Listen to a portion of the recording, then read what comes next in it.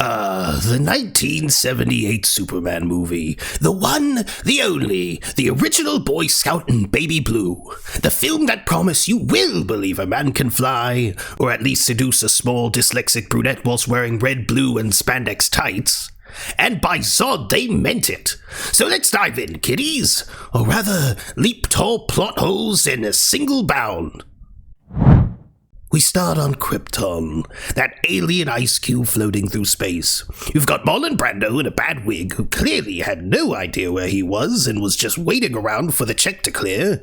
Dude scolding Zod and his cronies for doing a January 6th on Krypton and being naughty insurrectionists, whilst refusing to take a knee to them and ingeniously imprisoning them in a small space diamond. I should be taking notes!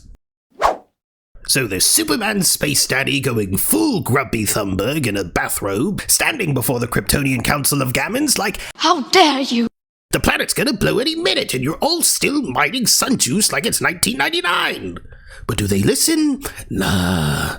These crusty interstellar climate deniers just roll their eyes and go, "Relax, Jor-El, it's just a core tremor. Take a Xanax." Absolute peak space boomer energy. So what happens next? The whole planet goes kaboom, of course, and the entire council dies not just from severe heat stroke and truly terrible wire work, but from sheer unadulterated embarrassment. Imagine getting vaporized 5 seconds after realizing the local far-right conspiracy loon and Sparkly Rose was right on along. And I thought I was going to be the biggest clown in this video. But the cunning Jor-El, knowing the Homeowners Association from hell won't act, yeets his only kid into space like, "Well, guess you're Earth's problem now, you little shit machine." Great, another climate refugee to feed.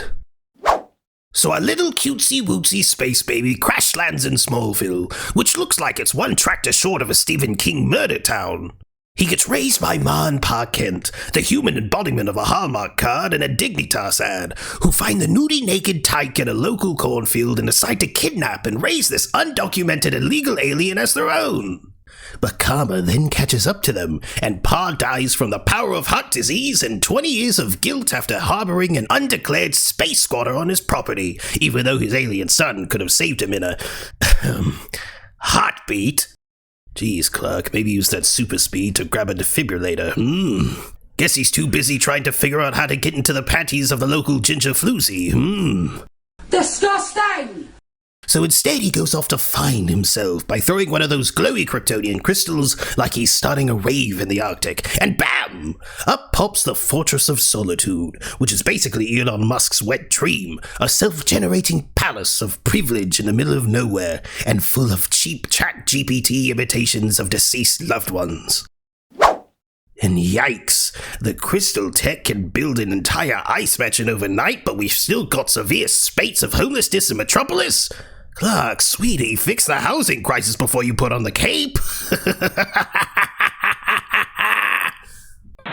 Speaking of that crap-hole city, Clark gets a job at the Daily Planet, which is 70% bad journalism and 30% sexual harassment, and 100% mayonnaise convention. Seriously, where's the diversity here, people? Didn't anyone get the memo that corporate media outlets have a certain DEI quotas to fill? And then there's the lanky soy boy incel Jimmy Olsen, walking around like a nervous Chipotle burrito with a camera and taking pics of his pretty colleagues who will never sleep with. And paper boss Perry White, who's just J. Jonah Jameson without the tash or perverse obsession with teenage boys in tights. I want Spider-Man!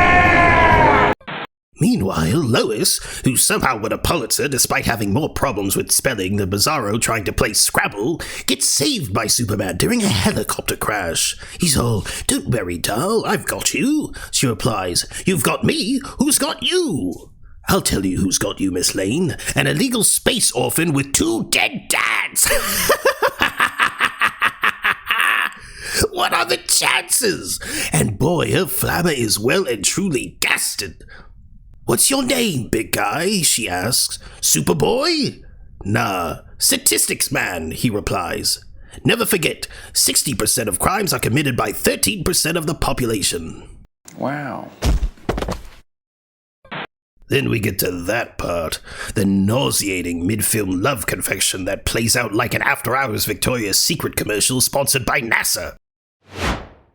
So ever the charming stalker Soup shows up on Lois's balcony, without knocking of course, because breaking and entering is fine when you're hot and hovering. And look at that ridiculous outfit. It's as if a paint bomb went off in his granny's closet who lived next to a Crayola factory. The guy must have gotten dressed in a hurry because he's got his pants on the outside of his pants. The ultimate sign of confidence, or delusion. A man after my own heart. But even Bats has moved on from this Silver Age undie action. And speaking of, he then tries to guess the color of her underwear. Because nothing turns a girl on more on a first date than staring at her tush and giving her a low-level radioactive CAT scan just to see her skids. What the heck is this 50 Shades of Spandex? And instead of reporting him to HR for a potential hate crime, Lois lets him take her on a midnight flyby over Metropolis in a small nightdress, where presumably the entire city can now confirm the color of her underpanties. Now they're just two silhouettes against the moon, dripping with more awkward sexual tension than a Bat Family therapy session. Honestly, it's less date night and more aerodynamic foreplay. And don't even get me started on a weird little airborne spoken word poem. Can you read my mind? No, Lois, but I can hear your inner monologue screeching, I think this man who just kidnapped me is hot, but I'm probably also suffering the effects of hypoxia. And by the way, why am I flying with a man who knows my bra size before my last name? That's a great question. I've been wondering that myself. So he takes her home and says he stands for truth, justice, and the American way, just with a few more white supremacy hand signals for some reason. Because nothing screams patriot like dodging immigration checks with super speed. This guy's been illegally squatting on Earth since the Great Depression, and not a single ICE agent ever called him out on it. I mean, Kal-El? Really? Sounds like a name straight off the no-fly list. Well, not my watch, baby. Time to put in the call to Tom Holman and the boys. Let's get this Red Cape refugee deported faster than you can say Space Acre, baby! Now, let's talk about my favorite character. Fellow evil mastermind Lexi Luthor, baby! The rich, baldy, elitist billionaires, practically Klaus Schwab with a real estate license. We need a great reset. My guy's master plan? To sink the West Coast into the sea by bombing the San Andreas fault line, and thereby turn his worthless, dusty desert space he just screwed out from the engines into prime oceanfront real estate. A plan that essentially ensures Californians will own nothing and be happy. Well, if they survive, of course. You know, that's good. I better write that down. Though, Lexi's goons can't compare with my crew. Otis can't compete with a PhD-wielding chaos pixie with a Brooklyn accent and a baseball bat kink. Though maybe Miss Testmarker does win in the bus department, but only because my Harley keeps her explosives assets above the neckline. Priorities, you know. Anyway, what's his big move to contact Superman? A literal right-wing dog whistle. No, really, he hacks into Metropolis's frequencies using ultrasonic pitches only Superman and various random pooches can hear, which is exactly how QAnon summons their followers, I hear. Woof woof. And then, then, Lois dies in an earthquake because Superman was too busy getting cool necklace gifts from his arch-nemesis and making out against his will with a local floozy. And because there's no painfully wooden Wonder Woman here to say, Kal-El, no! The enraged super freak literally spins the Earth backwards to reverse time, because science, kids! What? You know, I haven't seen physics get abused this badly since Fast and Furious 9. And all the rest of them, really. It's like, oh no, my girlfriend's dead. Better cry about it like an insufferable soy boy and whip the planet around like a disco ball on a string to literally undo death. You know, that's also good. Let me write that down too. But hang on, that actually actually just opens up a huge can of worms. Why not go back and stop your phony, fakey foster daddy from keeling over? Or heck, at least stop Marlon Brando from phoning in his performance like he was being paid by the syllable while wearing enough silver foil to cook a baked potato at warp speed. But no, instead we get super stalker extraordinaire hovering above Earth, smiling into space like a crimson nightmare. The poor guys on the International Space Station must have thought they were suffering a monoxide leak again, seeing a giant clown man in crimson tidy whities grinning at them like a perverted creep outside the porthole.